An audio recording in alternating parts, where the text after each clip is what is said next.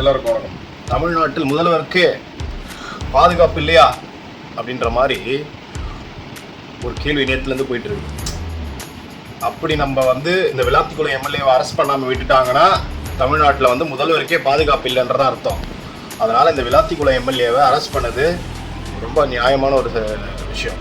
ஏன்னா ஒரு முதல்வர்னா எந்த ஸ்டேட்லயும் நடக்காத ஒரு விஷயம். ஒரு முதல்வரை நீங்க வெட்டுவேன், குத்துவேன், அடிப்பேன், எலும்பை உடைப்பேன், இப்படி எல்லாம் தைரியம் எங்க இருந்து வருது இந்த தமிழ்நாட்டுல மட்டும் சொல்றதுக்குன்னு தெரியல. அவர் எப்படின்னா ஒரு நடிப்புத்துறையில இருந்து வந்திருக்காரு அப்படின்ற ஒரு விஷயத்தினால எது வேணா நம்ம பேசிடலாமா? என்ன வேணா நம்மளுக்கு இஷ்டமா பேசலாம். நம்மளுக்கு எந்த ஒரு விஷயம் தோணுனாலும் பேசிடலாம். அவரை எதுவுமே பண்ண மாட்டாரு, அப்படியே விட்டுருவாருன்ற அர்த்தமா? அப்படிலாம் இல்லை கண்ணா, வாய்ப்பே கிடையாது. தமிழ்நாட்டோட முதலமைச்சர் எப்படி ஒரு எம்ஜிஆரோ ஜெயலலிதாவோ அவங்கெல்லாம் இருக்கும் போது எப்படி அந்த ஒரு இது இருந்ததோ அந்த மாதிரியான ஒரு பவர்ஃபுல்லான ஒரு பர்சன் தான் இப்போ இருக்கிற ஒரு நம்மளோட சிஎம் விஜய். சரியா? ஸோ அதனால தயவு செஞ்சு நீங்க அவரை ரொம்ப கம்மியா நினைச்சிட்டு சரி அவர் எதுவும் பண்ண மாட்டாரு, நம்ம ஏதாவது ஒண்ணு பேசலாம்னு தவறா நினைச்சு தவறா பேசாதீங்க. ஏன்னா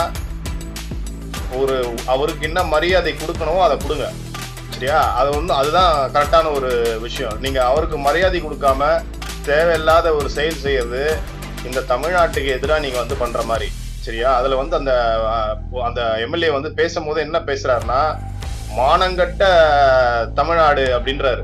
ஸோ தமிழ்நாட்டில் இருக்கிறவங்களாம் மானங்கட்டவங்களா? ஓட்டு என்ன தெரியாம போட்டுட்டாங்களா? ஓட்டு ரொம்ப கரெக்டா நீங்க தப்பு செஞ்சுட்டே இருப்பீங்க, 75 வருஷமா அதை பார்த்துட்டே இருப்பாங்களா மக்கள்? அதனாலதான் மாத்தி போட்டாங்க. இன்னொரு வாட்டி இவங்க திருப்பி எலெக்ஷன் நீங்க காட்சியை கவிழ்த்தீங்கன்னா 234 தொகுதியிலேயே வெற்றி பெறத்துக்கான எல்லா சாத்தியக்கூறும் எல்லாமே இருக்கு. பாருங்களேன், மக்கள் போய் கேட்டீங்கன்னாலே தெரியும். மக்கள் கிட்ட நீங்க கேட்கும் போதே உங்களுக்கு மக்கள் என்ன சொல்லுவாங்கன்னா, இனிமே தாவேக்காதான் சிஎம்னா அது விஜய் தான்ற மாதிரி அவங்க பேசிட்டு இருக்காங்க. சரியா? ஸோ அதனால தவறா உங்களை வழி நடத்துறதுக்கு இப்போ தவறான ஒரு டீமை தான் நீங்க வச்சிருக்கீங்க போல. ஏன்னா பாருங்களேன், இப்படி மக்கள் திங்க் பண்ணும் போது இதை நீங்க மேனிபுலேட் பண்ணறதுக்கு முடியாது. அதனால தப்பு செய்யறது நிறுத்துங்க. தேவையில்லாத இந்த ஜென்சி மீடுன்னு போட்டு அங்கங்க குலைக்க விடாதீங்க. ஏன்னா அது வேஸ்ட் ஆஃப் டைம். இது மக்கள் ரசிக்கல. இனிமே தவறான ஒரு விஷயம் வேணாம், எங்களுக்கு ஒரு நல்ல ஆட்சி வேணும்னு சொல்லிட்டு தான் இந்த ஒரு முடிவு எடுத்திருக்காங்க மக்கள். அதனால் இந்த மாதிரியான இந்த மாதிரி பேசுறத, இந்த மாதிரி முதல்வருக்கு எதிராக பேசுறத, இது மாதிரி யாரா இருந்தாலும் நிறுத்துங்க. இஷ்யூ பேசுங்க. இஷ்யூ என்ன நடக்குது, இப்ப ப்ராப்ளம் நடக்குதா, தயவு செஞ்சு தைரியமா பேசுங்க. அந்த இஷ்யூவை பேசாம நீங்க என்ன பண்றீங்க, இதுவை பேசுறீங்க. என்ன சொல்றது, முதல்வரையே திட்டுறீங்க. அது தவறு. அந்த மாதிரி பேசக்கூடாது.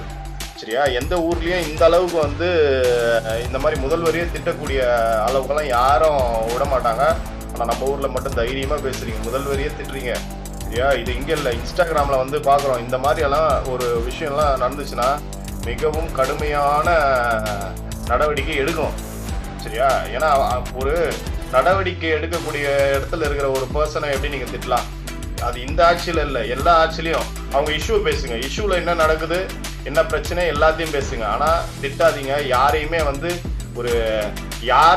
நான் சாதாரண மனுஷங்களோட கூட திட்டாதீங்க.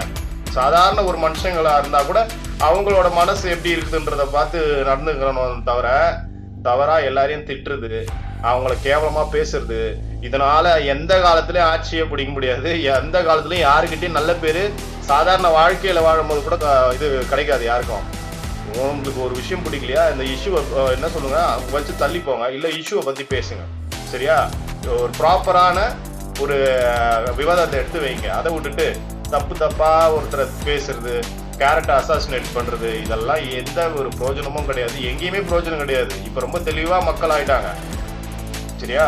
இந்த மாதிரி அடிப்பேன், குத்துவேன், வெட்டுவேன்ற கலாச்சாரத்தை விடுங்க. இதனாலதான் இந்த நிலையில நீங்க இருக்கீங்க. அதனால அந்த மாதிரியான விஷயங்கள்லாம் விட்டுட்டு ஒரு அறிவுபூர்வமான விஷயத்த பேசுங்க.